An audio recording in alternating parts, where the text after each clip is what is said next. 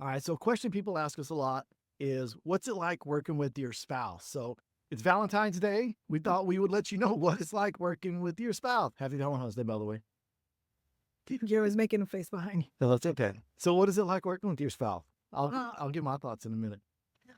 Working with your spouse, I know that a lot of times it gets a negative connotation, and sometimes, yeah, I would say, but for the most part, I, to me, it has a lot of upside. I feel like Bobby's somebody that I go to bounce ideas off, to ask for suggestions, and even when I'm doing deliveries, he is my woosah guy. Like he keeps me calm.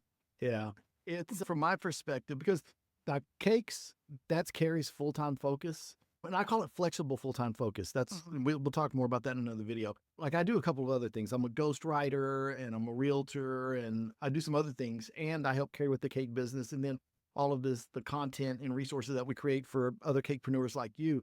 But I've always just been in awe of Carrie and her work and how she's literally started with no experience, and just to see her create some of these things, the characters that she hand sculpts, and she's did a 7-tier wedding cake not too long ago, and I was just like, wow, like in 20 years, I've never seen her do a 7-tier cake, and it's just really, it's amazing to see, to see her just continue to grow and develop the way that she has, and I do think like we both have different skill sets, and we complement each other, so Mhm. it makes us a good team. Now we do get on each other's nerves because we both work from home, so we're around each other 24/7. But it's just been to me, it's been a lot of fun, and that's one of the Mhm. reasons why I think why we do what we do.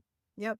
Yep. And a lot of times, like one of the things that I would say can sometimes get on my nerves, but when I think through it, it's a blessing because sometimes, like, I'm so fatigued from working so many hours, and that doesn't look good. You should change this. And I'm like, it's fine.